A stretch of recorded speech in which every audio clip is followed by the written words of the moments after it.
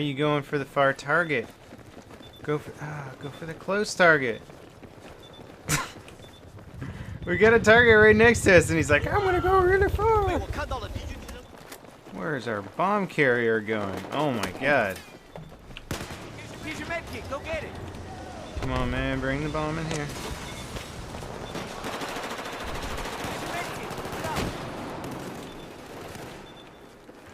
Hey, you idiot! He just ran past the bomb point!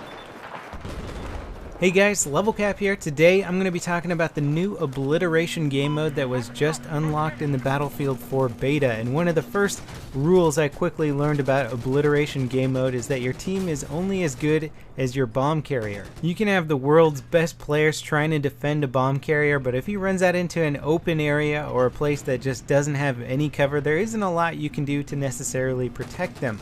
So having a bomb carrier that has a good sense of direction, a good idea about how to move across the map without getting blown up, is a big part of winning in this game mode. So the rules for Obliteration are as follows. Each team has 3 bomb points that they have to defend, and they want to destroy the enemy team's bomb points. To destroy their bomb points, you have to pick up a bomb which appears randomly in the center of the map. The vehicle arsenal is very similar to the Conquest version of this map, except that you now get anti-air tanks, which are incredibly powerful. Not only are they great taking out infantry, helicopters, needless to say, they just wreck them instantly, but they can do massive damage to armor, and I was able to actually kill several tanks using nothing but the anti-air tank's main weapon.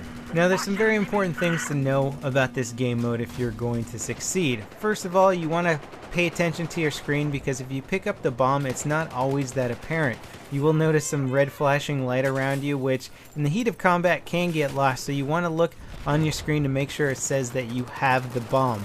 That'll tell you that you need to actually get to a bomb location. And you don't want to dilly-dally, because you are basically exposed to the entire enemy team's screen. Once you have the bomb, there's a marker that everybody can see for the entire duration that you own that bomb. So your life expectancy is going to go down drastically. You gotta move, you gotta stay agile, and you have to use your teammates to back you up. There's no way you're going to make it to a bomb site on your own, arm it on your own, and defuse it unless the enemy team is literally just not trying. Now spawning works for the most part like normal, except that each team has a parachute spawn point towards the center of the map. This basically gets you right into the middle of the map in the thick of the action very quickly. The drawback to this is that if you are trying to cross over the center of the map with the bomb, you are going to run into a ton of guys parachuting on you. In fact, if you get stuck in the center of the map, you run into heavy resistance, perhaps there's a tank guarding one of the bridges, there's a very unlikely chance that you're going to be able to push beyond that because of the massive quantity of parachuters that are going to be landing on your head. I imagine this plays out differently on other maps, but in Siege of Shanghai, there's really only one way to move across the center of the map unless you have access to a jet ski or one of the amphibious anti-air tanks, in which case you can try and move across the bay, which is again a very exposed area. If there's any attack helicopters up, there's a very unlikely chance that you're actually going to make it across the water. You can also try and use helicopters to fly your way across, and again, having coordinated teamwork is kind of essential to doing well in this game mode.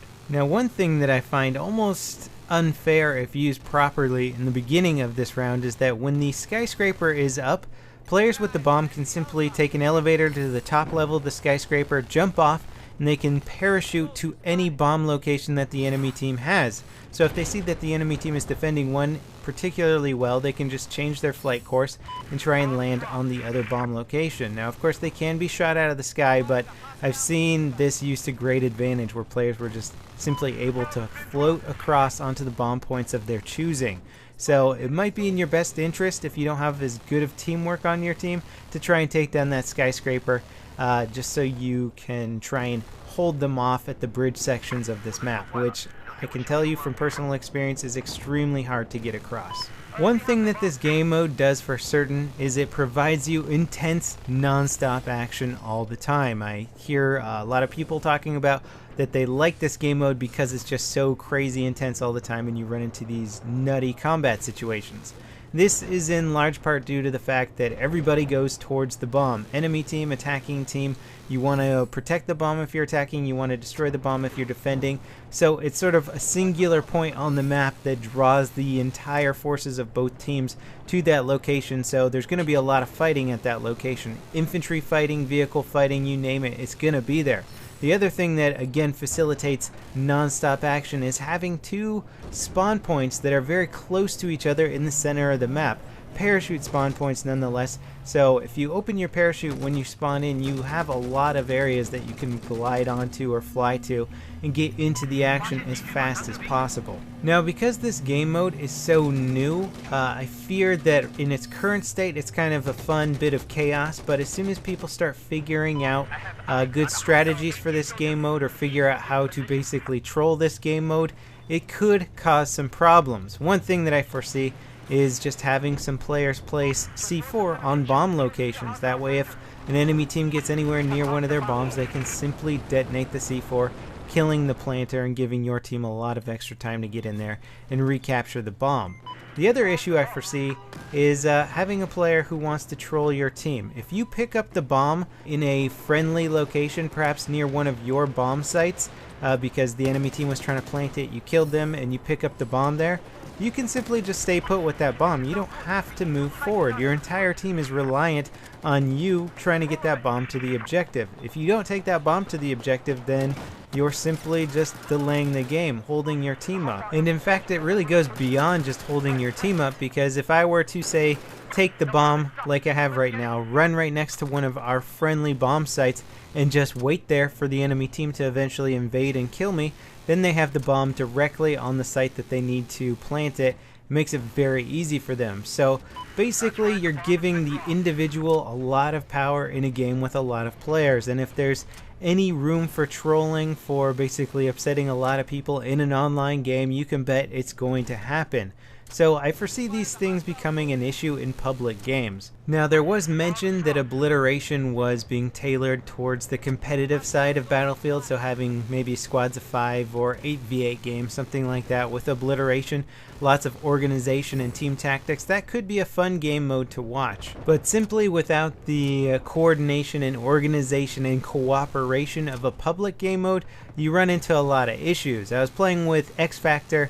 He had the bomb on the ground, I had the attack helicopter with an open seat in it, so I come to land to pick him up, and somebody spawns in the gunner seat of the attack helicopter. So instead of being able to pick him up and fly him over to a plant site, now I'm trying to communicate to my gunner that he needs to get out so that the bomb carrier can get in and I can ferry him across. And the communication process took so long to try and get across that we eventually just got shot and killed. So those kind of situations are going to happen a lot in a public game. So it's a very interesting game mode. It has the potential for a lot of fun, a lot of intense chase moments, but it also has the potential for a lot of extremely aggravating moments when you're just reliant on that player who doesn't know what they're doing, or who is intentionally doing the wrong thing just to aggravate the rest of their team. You gotta give DICE credit for really trying to invent a new game mode here. It's very hard to come up with a new style of game mode, and of course Obliteration is really just a combination of different types of game modes together, or modifications of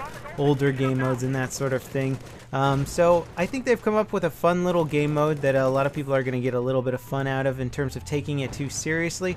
I don't think it's going to be the premier competitive game mode, and I don't think it's going to be more popular than the traditional Conquest game mode. And that does bring up a question that I'd sort of like to finish off this video with is, would you like to see DICE continue to add new game modes to the Battlefield series, expand the arsenal of game modes that you can pick from, or would you rather them just focus on the core game modes and really just try and polish those up? Personally, I'm not really sure what I think is a smarter development plan, because I love Conquest and Rush, and I'm more than happy to see the devs focus on those game modes a lot.